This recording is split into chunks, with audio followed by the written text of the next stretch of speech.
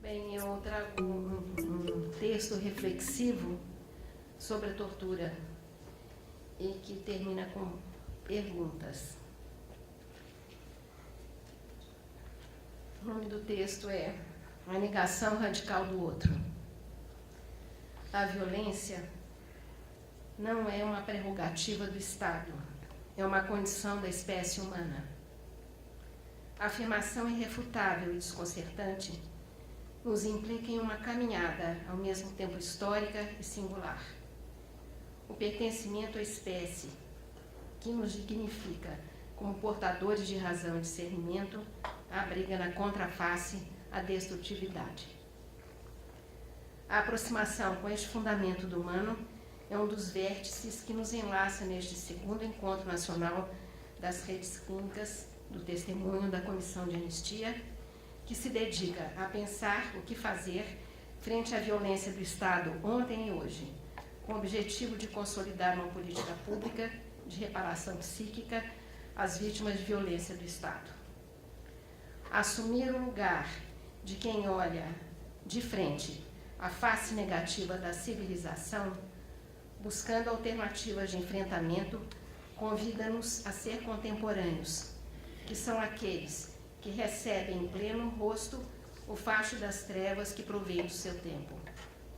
Esta concepção nasce de uma inquietação dos astrofísicos quando dizem que, circundando as estrelas, pontos luminosos do firmamento, há sempre uma densa treva que provém das galáxias mais remotas, que se distanciam de nós a uma velocidade tão grande que a sua luz, que viaja velocíssima, não pode nos alcançar.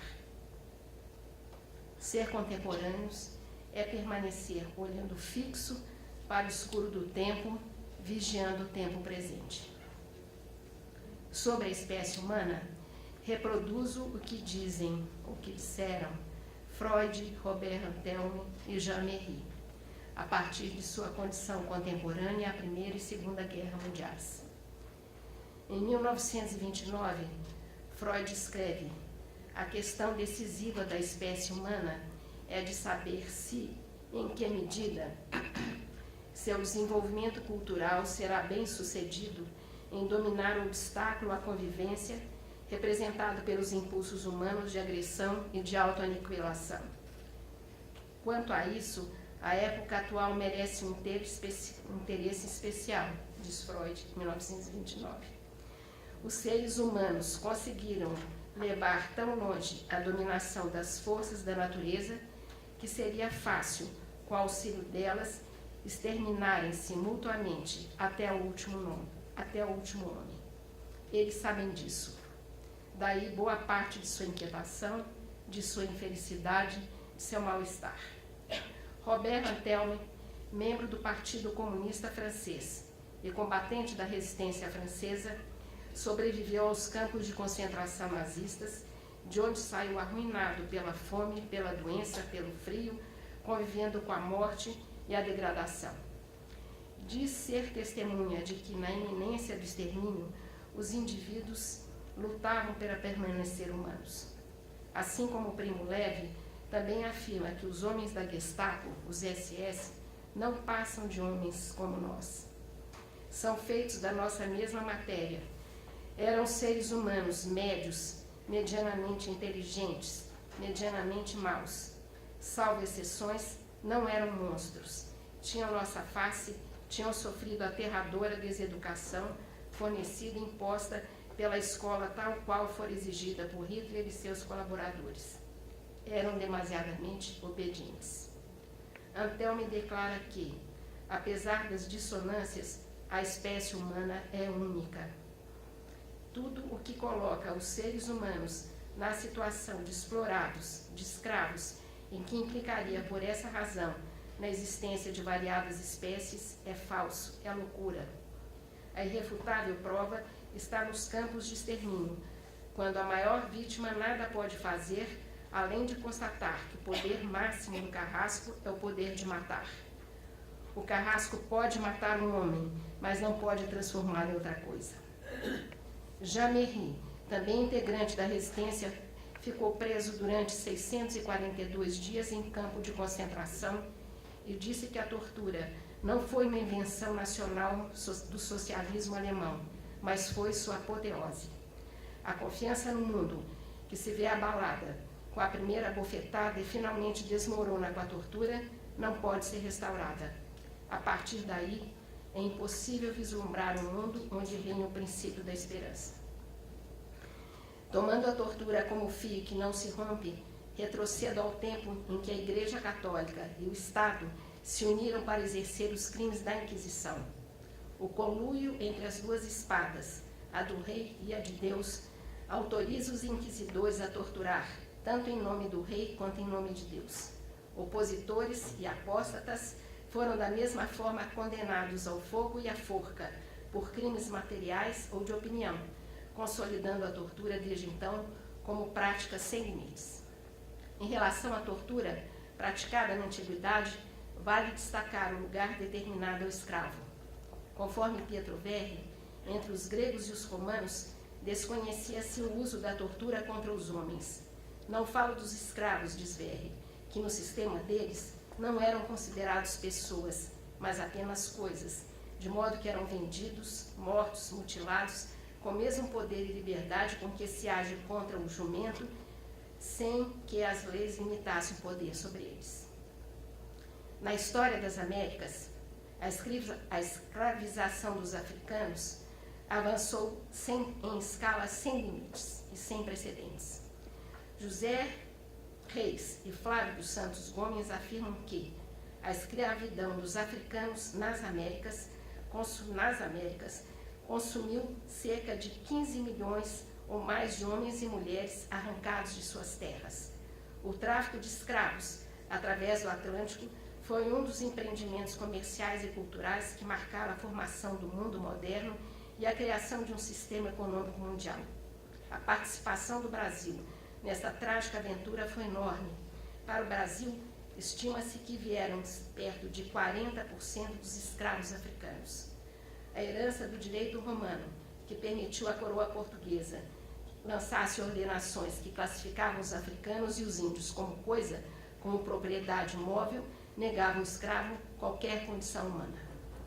O africano escravizado torna-se propriedade do outro, pode ser vendido, doado, emprestado, alugado, hipotecado e confiscado.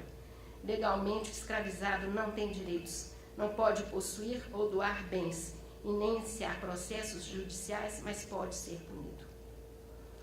Entre formas de tortura imposta ao escravizado, relembra a condenação com açoites, exercida em locais públicos e anunciada pelos tambores, que convocavam a multidão para assistir e aplaudir o dilaceramento da pele e da carne do escravizado publicamente torturado. A primeira Constituição brasileira, em 1824, aboliu os açoites, aboliu a tortura, a marca de ferro quente e todas as penas cruéis, mas o Código Criminal do Império, em 1830, ou seja, 6 anos depois, determinou que, se o réu for escravo e incorrer em pena que não possa ser capital ou de galaias, será condenado na de açoites, depois de o sofrer, será entregue ao seu senhor, que se obrigará a trazê-lo com ferro, pelo tempo e maneira que o juiz designar. Em relação aos indígenas no Brasil, não foi diferente. Fábio Conder Comparato diz que o apresamento dos índios para servirem como mão de obra escrava dos colonizadores brancos, inclusive dos altos funcionários nomeados pela coroa portuguesa, aqui estabelecidos como proprietários rurais, perdurou até o final do século XVIII. Na opinião de Luciano Maris Maia e Felipe de Alencastro, a violência desmedida contra o africano escravizado serviu como base para um comportamento que será reproduzido na tortura durante a ditadura civil-militar, dentro do aparelho de Estado e outros locais onde foi mantida como prática. De caráter eminentemente anticomunista e fascista, a ditadura atingiu trabalhadores operários, camponeses, setores da pequena burguesia e, entre outros, setores da intelectualidade e ligados à Igreja Católica que não se aliaram aos golpistas. A denúncia da tortura, ampliada pela campanha de anistia ampla, geral e restrita, no final de 1970, repudia o aparato repressivo sustentado pela Lei de Segurança Nacional e o implacável suporte de vigilância e de monitoramento, que ainda persiste.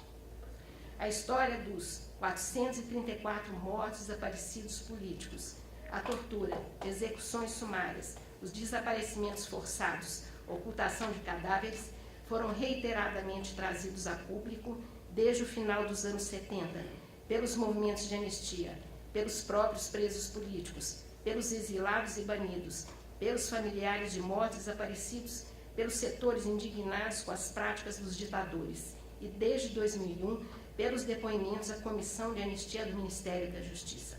Finalmente, foram relatadas pela Comissão Nacional da Verdade em 10 de dezembro de 1924, que diz: o trabalho conduzido permitiu à Comissão Nacional da Verdade concluir que as graves violações de direitos humanos ocorridas no período investigado, especialmente nos 21 anos de ditadura implantada em 1964, foram resultado de uma ação generalizada e sistemática do Estado brasileiro, configurando crimes contra a humanidade. Nessa conduta, o protagonismo foi das Forças Armadas. Seu exercício envolveu cadeias de comando, originadas nos gabinetes dos presidentes e ministros militares, como está fartamente demonstrado no relatório.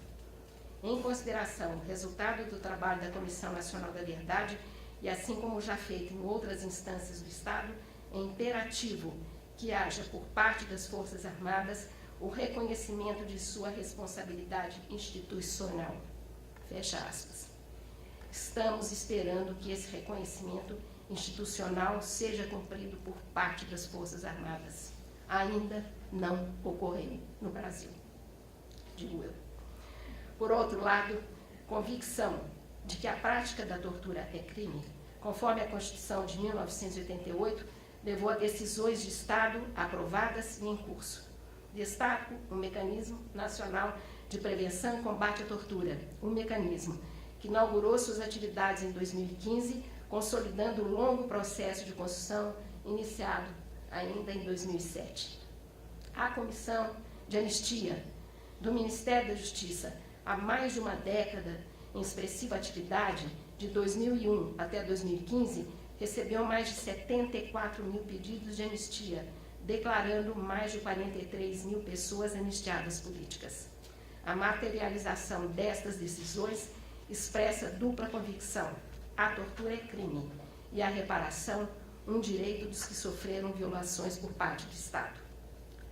Todos os que tivemos reconhecido o direito de resistência contra o regime autoritário e em prol da luta pelo restabelecimento das liberdades públicas e da democracia, recebemos com emoção o pedido de desculpa em nome do Estado brasileiro, formulado incontáveis vezes pelo presidente Paulo Abrão, bem como por conselheiros da Comissão de Anistia que presidiam sessão de julgamento. Entre os dispositivos criados pela Comissão de Anistia, as clínicas do testemunho tornam possível os melhores procedimentos em direção ao resgate da dignidade própria, tornam visíveis o que foi silenciado, o que permaneceu pulsante e sem nome, o que não podia ser desvelado em público. Estas boas práticas resgatam, fio a fio, a certeza de que continuamos a restaurar nossa bandeira, em busca de justiça plena, recuperando a esperança sobre as asas da liberdade sempre abertas sobre nós, como diz o nosso hino. Hoje, apesar do repúdio contra as violações que ocorreram durante mais de 20 anos de ditadura civil-militar, apesar dos nomes dos 377 torturadores terem sido publicados reiteradas vezes e constem do relatório final da Comissão Nacional da Verdade, o desrespeito aos direitos humanos continua. As reverberações da escravização dos africanos e do extermínio das populações indígenas permanecem. Marcas históricas nos assinalam. A tortura continua a ser a pior prática dentro dos locais de privação de liberdade. Instala-se à luz do dia. Embora não haja tambores para convidar a prática do açoite, a imobilização de suspeitos, seguida de assassinato a sangue frio em locais de trânsito público, é divulgada na grande imprensa e nas mídias eletrônicas. A escalada de crimes envolvendo policiais e agentes públicos permanece observada pela sociedade, que continua a permitir a tortura. A política de disciplinarização, punição e ameaça mantém-se como estratégia de controle dentro do Estado Democrático de Direito. Em 23 de outubro de 2015, Edson Teles, professor da Universidade de São Paulo, referindo-se à morte do torturador Ustra, descreve o que ocorreu com o cidadão Afonso. Ele foi agredido com objeto de choque no pênis, bolsa escrotal, pescoço e perna. Também apresentava machucados feitos na região da costela e múltiplas lesões na parte esquerda das nádegas e nas coxas. Não, isto não é um relato sobre as torturas praticadas pela equipe do coronel Brilhante Ustra, que faleceu. Esta narrativa de violência contra o corpo físico foi publicada há 15 dias atrás, 21 de outubro de 2015. Na mídia da grande imprensa, Afonso, a vítima, era acusado de roubar R$60 em um estabelecimento comercial. Abordado por uma viatura da Polícia Militar, passou horas submerso no mundo da máquina de torturar de corpos. Se o Ustra sobrevive na tortura do presente e deixa suas marcas no corpo de Afonso, nós permanecemos em luta para denunciar e desmontar esta máquina. Pergunto, por que a tortura se mantém nos porões ou à luz do dia, sem que o basta seja uma exigência massiva? Porque, apesar de denunciada e proibida em conferências e tribunais internacionais, ainda é prática recorrente? Porque, apesar de crime, agentes públicos se autorizam a torturar, a colocar armas em mãos de cidadãos abatidos a tiro, a dispersar com violência aglomerações de rua, matando por qualquer motivo pobres e negros na periferia das cidades? Porque há corpos considerados disponíveis para maus tratos sem limite, em função de preconceitos de classe, contra raças e etnias, preconceito contra escolhas sexuais e negação radical do outro?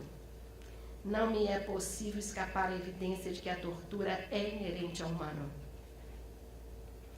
Torturar envolve uma escolha de quem a autoriza, dos que a exercem e dos que presenciam ou são coniventes, todas modalidades criminosas.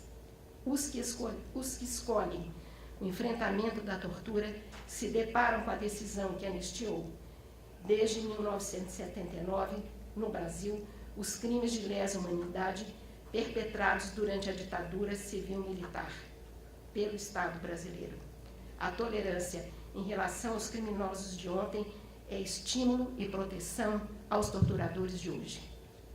Denunciar a tortura e reverberar permanentemente esta indignação pode construir novas estratégias de enfrentamento. A sociedade deve se levantar contra a tortura, contra a prática em qualquer circunstância. Devemos ser audazes e persistentes.